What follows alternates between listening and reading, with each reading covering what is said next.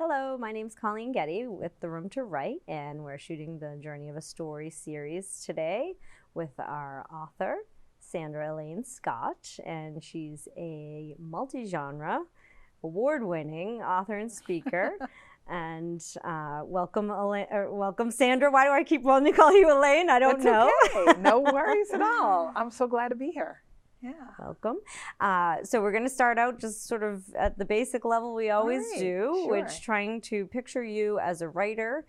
Maybe just tell us a little bit about how writing appeared in your life and what does you writing look like?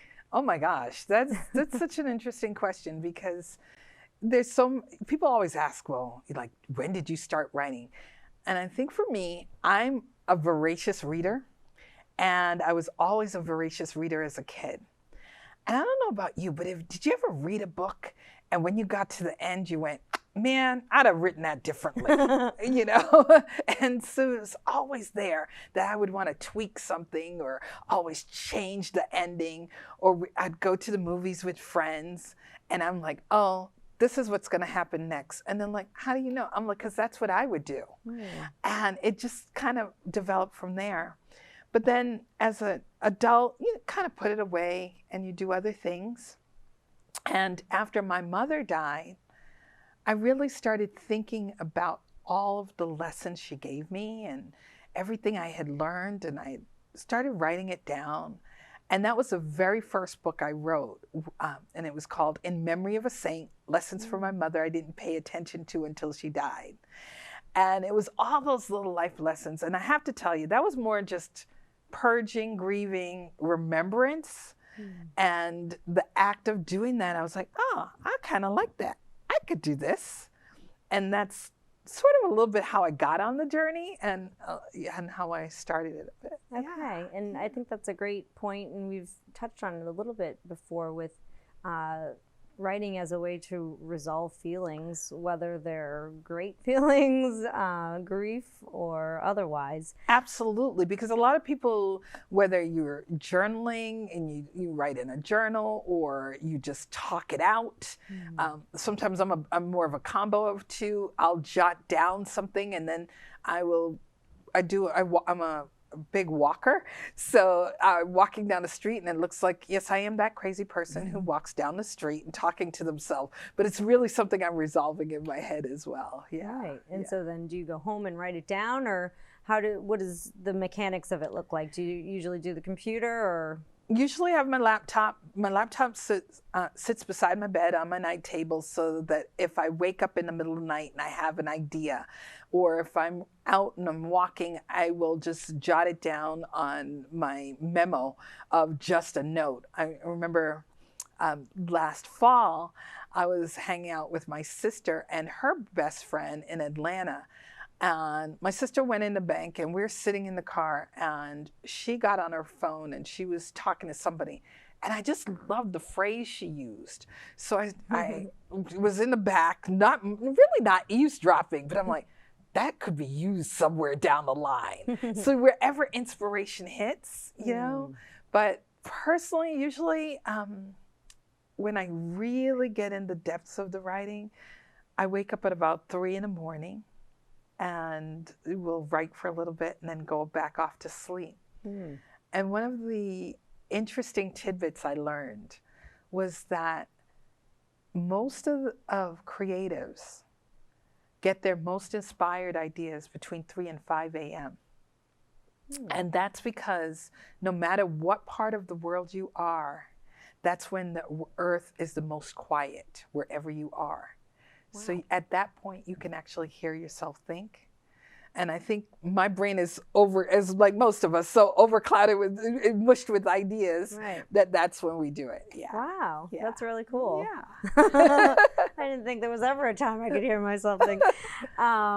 So there's so many things I want to touch on with you. Sure. And one of those is your international speaking that you do. And you're a writer and you're a speaker, and maybe talk a little bit about how one serves the other, or did your writing lead to speaking, and a little bit more about that? Sure. And I'll start it with a little story. You know, I joke about it. I remember always saying, I love to talk and I love to chat. So I've never had that as a problem. In my former career as a nonprofit director, I remember once coming home and said, my review was amazing. But the one thing they said is I go around and I chat to everybody else.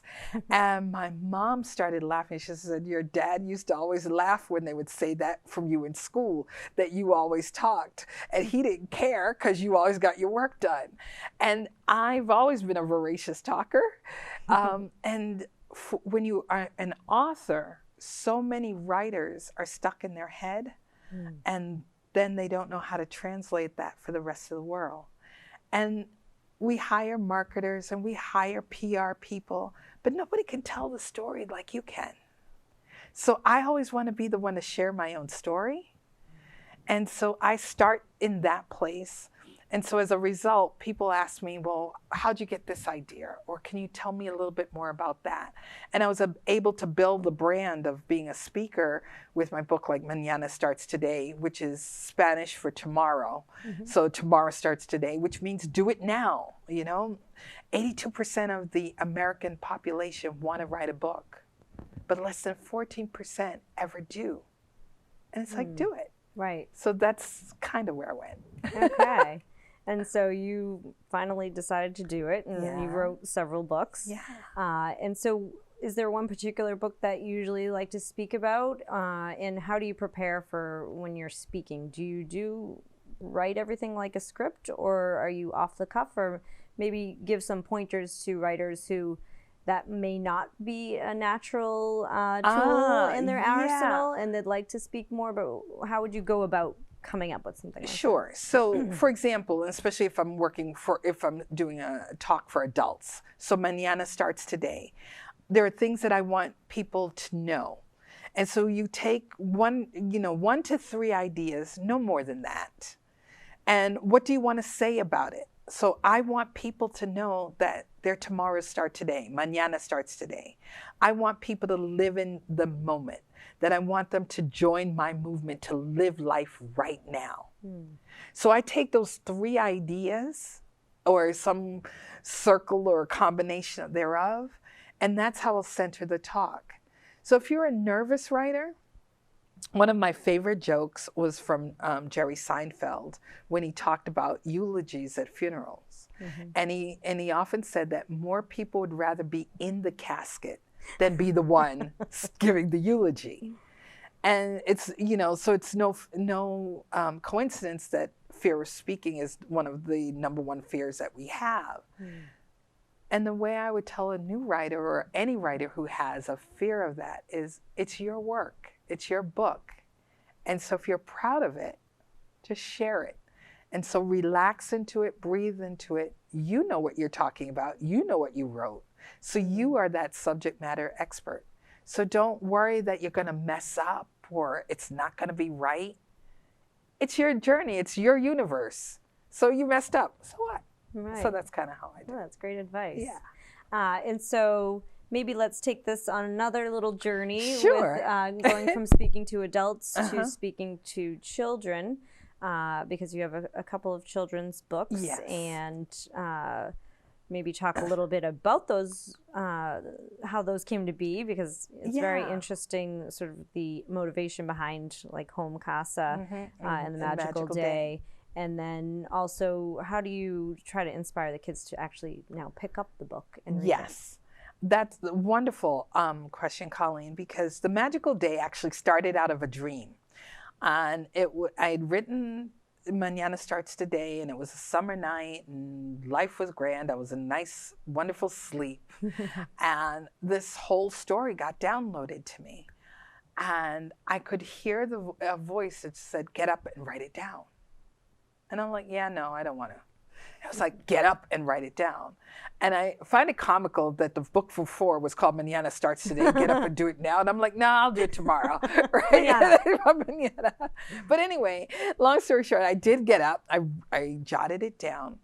And it was in 2014, 15, when a lot of young Black men and Black boys were getting gunned down in this country. And at the time when I wrote the story, I wasn't sure if it was going to be a girl or a boy because it could have gone either way. But I knew I wanted an uplifting story that showed a positive young Black boy in a community that wasn't full of fear and sadness, and that uplifted me as well because I was so hurt by some of what was going on. Right. So that's how I wrote that. That's where the sort of impetus came to write that book. And then I'll just speak also about Home Casa, that is a bilingual children's book. My family my mother was from Panama and my father was from Jamaica. And so as an Afro-Latina, I noticed that when we look in the media, we only see light-skinned, Eurocentric looking Latinx on the screen or in books. And there was no one who looked like me or what my family represents. And what's a really interesting thing about that is globally, there are more Blacks in the world who speak Spanish than speak English, but that's not represented. Right. So at that time, I wanted to do another story and thought, you know what? After Magical Day came out, people had talked about, oh, I'd love if it was in Spanish or if it had been bilingual. So I decided to do it with this one. And then to sort of just to answer your question on the speaking part of you, I love doing school visits. And I love going into the schools and sharing the gift of reading and writing with kids. Because one, they're just so, they hold no bars, and they're just the joy. And it's really great. So I share the book with them. And again, it's telling my story. So I'll go to places and the PowerPoint isn't working. I'm like, I don't need that. I just tell them, I'm like, y'all want to hear a story? And I just tell the story. And then I just start sharing. It's like, oh, wow. And they want to hear more. And then I encourage them to read and to write and just to keep reading and to keep writing. And hopefully to share that magic. And that's why it's called a magical day. It's your own magic so that you create that, so that children and adults create their own magical moments. Right. Awesome. Yeah. I love that. And maybe talk about writing a bilingual story a little bit. Now, are you bilingual? What part of that does that play in the writing aspect of it? And because honestly, there should be more bilingual books, even for people that aren't native Spanish speakers, just to be children to be exposed. So maybe talk a little bit more of the mechanics and what goes into writing a bilingual Absolutely. story. I am not bilingual. I tell everybody I speak Spanglish, and some of my family members who still lives in Panama, I wanted to do a speaking event there. And she's like, oh no, they're not going to do that Spanglish thing. And so, in college, yes, that was my major. And Spanish is fluent within parts of my family. But I knew that cross-culturally and globally, we need to know more than one language. And Americans are so slow that we teach another language when kids are in high school. And one of the beautiful things about the community I live, they have a Spanish immersion program from kindergarten to 8th grade. And it is a predominantly white community, but that the town has realized it's a wonderful incentive to teach kids Spanish at an early age. So that's really great. So in reference to the book and how I did that, after that I wrote the book in English, I had it translated. I used a professional translator. And then I had the school system go back and take the story and read it and then use comparative words for what the kids were actually learning in the specific grade range for this, which was ages 4 to 7. And so it's almost very much like English, that someone from New Zealand or someone from Great Britain or Scotland or America, we all speak English and we all have a different word choice for something. So again, it's the same that happens in Spanish. So Oh, awesome. And so how do you go about finding a translator if you want to do this? Very carefully. You do the research. For me, I wanted someone who spoke Latin American Spanish versus Castilian, which is the Spanish from Spain, or street Spanish. So there's again doing that. So did my research and looked and found different consultants for translators, and looked at a couple and decided one that as I read it and read what she had given me, felt close enough to really where I wanted it to go. Okay. Yeah. And how did that help you get closer to your own culture? If you don't consider yourself a bilingual speaker, but you obviously have a real pull to appreciating the language. Well, it's kind of interesting that you say get close to my culture. I don't think I have to get close to my culture. I am my culture. And we make the mistake that saying that someone has to be fluent in a language to be Afro-Latino or Afro-Latinx, right? Or, I'm Afro-Latina. There are so many, it's so interesting. Sometimes I remember I was sharing this with a friend of mine, and she lived in Philly, and she was sharing it with her church group, and two of the women who she in her mind quote unquote thought were Black, she's like, they were like, I was floored, they're just like you. I said, yes. I says, so culture comes in many forms. Right? And so you don't necessarily have to be 100% fluent, but I live and breathe my culture every day. That's who I am. Right. That's who I speak to. I am bicultural. Part from Panama, part from Jamaica. Grew up here. I'm totally American. Grew up in the U.S. and able to use that flavor in all of what I do. And I think, isn't that what America was supposed to be about? Right. And I think that's a really great point, because I think, when people talk about culture, you feel like you have to be whatever almost the caricature or the stereotype of your culture is. Exactly. We're not allowing kids to even just explore, all different aspects of their culture at whatever speed they want. So exactly. It seems like that's a nice addition for them to, get to do that. And so that's awesome.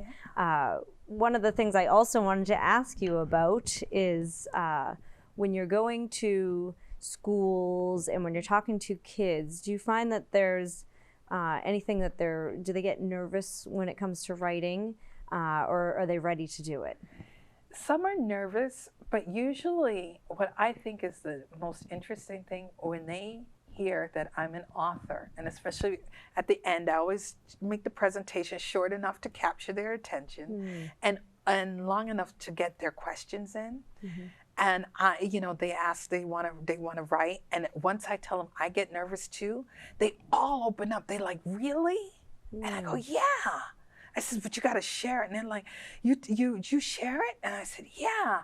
And it gives them permission to write without fear. And one of the things that I love is that children, we get more fear as we get older when more boundaries are placed on us. You can't do that. You need to learn how to write. You need to learn how to, reading has to look this way, writing must look like that. But kids have no bounds. So they just sit down, I'm going to write you a story. And it doesn't have a beginning, a middle, and end. I went, I saw, I did. It's great. Right. And that's what I love to share with them, So it's always great to do that. Yeah. Okay. And so it's important to note you're an independent author, and you're talking about hiring a translator and different things like that. And can you talk about the professionalizing yourself as a writer, and how hard that is for people who want to self-publish and take themselves seriously? Maybe what are some ways to do that, and how do you go about trying to not do everything yourself? Well, it's really interesting because I always tell people, and just we were talking before, I'm a writer at 3 a.m.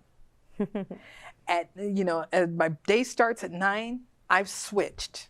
I'm now an author. The author for me is about the business. It's, and the business of being an author. And what does that look like? What's the marketing angle? How am I branding myself? How am I speaking when I go out? Who's with me? And what that means, I often say a dentist does not drill on their own teeth, right? And they are professional at what they do. But somehow we got in a mind as an indie author that we're going to do it all ourselves. And that's not the way it should be. So I have a team that I work with. I have a couple of professional editors. I have a content copy editor who, once I've written my story, she takes it and then massages it and brings it back.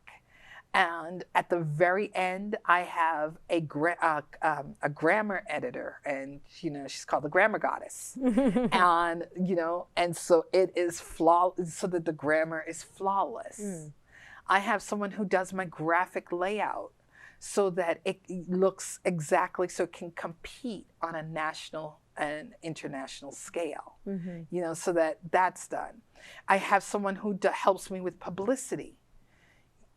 I am fortunate that my former career, I was a nonprofit director, so I raised money for a living. And so I never had a fear of asking anybody to do anything, because no one ever wants to talk to you when you're raising money. However, on the flip side, it doesn't mean just because I know how to do it, I should just do it all. Right. I know things that need to be done. So I make sure you hire someone to do the marketing. You get out there and you find people who can help you, that you surround yourself with the expertise that you need so that you can compete on the professional level. One of my proudest moments, and I'm going to share it, as the person who hired to help me with publicity always reminds me to do. My book, The Magical Day, which won the International Latino Award for Most Inspirational Youth Chapter Book, has a better distinction because it's such a high quality hardcover book. At one of our area Barnes and Nobles, during the holiday season, for 1 week, it was the #1 seller in the store, beating out the Pete Souza book on Obama. Wow. So, when you, as an indie author, it can be done. I don't say it's hard, I say it's possible. And all dreams are possible. You just have to stay the course. Right, that's awesome. And so let's get into the mechanics of taking yourself professionally. Is it expensive? Are there ways to do this in a reasonable way for somebody who is writing something and maybe they're not sure they want to invest big bucks in these things? Sure. Maybe do you have any resources or lessons you learned along the independent author road that you can share? The first lesson I'd say is you don't look inside your checkbook to decide if a dream is a good idea. Because you look at it, you go, what? No! Right? So that's the first thing. And the second thing is that if you owned a business and you were treating it as a business, you wouldn't say, is it expensive? You would ask, what is the cost of doing business? And so I look at it that way. I said, what is the cost? You find things that are economical, but often sometimes my mom had a phrase, the cheapest becomes the dearest. You do not want to spend twice. So look for something that's going to make it professional. And, and one of the things that I do, other ways, I coach and mentor people for a living to help them find those resources and to do things like that. Like, okay, how to look for those things. But it's really about your mindset. And so that's really what I get across. It's the mindset is, if you own a business, yes, you look at the dollars and cents, but if you're writing the book and you're going to say how much I'm going to make off the bat, then you're writing the book for the wrong reason. Because a book, and especially for a lot who are writing books, it's an oversized business card. you know? And so it's like, it's your entree if you want to be a speaker, or if you're a solopreneur and you have another business. You know, not everyone wants to be like me and have an array of books, but that's where it gets to be. Yeah. Right. And so what would you say to somebody who's wanting to write a book and decides that self-publishing is the way to go? What would be some things you'd say that they need to make sure are on their checklist of getting done? Write a good story. Get the story written, then make sure it's well edited before you look to publish. Don't just rush off to publish something to have it done, because then it won't be the best that it could be. Right. And you want to make sure it's the best representative. You only have one chance to make a great impression. And so if your first book is not really good and you come back for the second, nobody's going to come back. Right. Yeah. And so where do you go to publish a book? There are different, whether you're going to use, if you want to go find a traditional publisher and you want to use an agent, or you look for certain print-on-demand companies that can help you along the process. Some small printing companies who can do that for you as well. My books are published with a print-on-demand company called Ingram Sparks, and I find they have the highest level of professionalism for what I need. And it also gets me in all the major markets, the brick-and-mortar bookstores, Amazon, Barnes and Noble. So I'm libraries can order, so it has I look for the place that has the best distribution. Right. And that matters, especially if you're trying to write a children's book. Right. Because you want a library or a school to be able to order them. Exactly. And one detail that I'd love to touch on that we talked about earlier was your choice to publish only hardcover for children's books. Do you want to talk a little bit about that? Absolutely. For me, and I think I said it earlier, writing is a joy, but reading is such my not so guilty pleasure. But writing and reading is such a precious commodity to have. And a hardcover book, when you give a child a hardcover book, they'll hold on to it more. If a parent is paying more for a hardcover book, when they're donating books to the library, that's one that's probably not going to go. It's not going to get ripped as easily or destroyed. Parents will hold on to it. And then when I'm signing the book to them, one of my favorite stories, I did a signing at Barnes and Noble last Christmas. And a father came up with his little boy. He must have been 3 or 4 years old. And he said, "Oh, would you autograph it for my son?" And the child was horrified. "Daddy, she's writing in the book." "You are not supposed to write in the book." And I'm like, "I tell you a secret." He's like, "What?" I said, "I'm the author. It's okay." And again, it's to show the magic of holding on to that hardcover product. Yeah. Right. Yeah. No, I think that's a really interesting decision. Yeah. And so are there any downsides to doing that, or is it? There is, it can be a downside on people who don't feel they don't have that value to have, the resources to purchase a hardcover book. They retail for $22. And so for many, which is, the standard on many hardcover books are $17 to $29 on a hardcover book. So for people who usually don't have that, it might feel it can be a little squirmy for them. But for me, it is a standard of excellence that is who I am. And, we talked earlier about branding. That's a part of the brand that is important to me and that I'm keeping. Right. Yeah. And I think that's another great point. As an independent author, you have to decide who you are as a brand, because you are your own brand. And so we could be going on forever chatting, because you have so many interesting points of view on so many different expertise, whether it's speaking or writing. But if you can kind of consolidate or pick from one and try to give some parting advice to any of the writers in our audience, what would be something that maybe you'd share with them to take away? Ooh, if I was going to share anything, is if you have a story, write it. Get it out there. You know, don't let it be your someday dream. Let your dream be realized, no matter how it comes in. Don't worry if it's perfect. For me, writing is art. And when we think of art, art is born out of chaos. So for me, this is the chaos of your mind. So write what's in your mind. When we're in school, we learn to write in order. Forget the order. Just write. You know, just do it. Awesome. Thank you so much, You're welcome. Sandra. I mean, you're a great inspiration to everybody that is wanting to write and maybe not leaving it till mañana.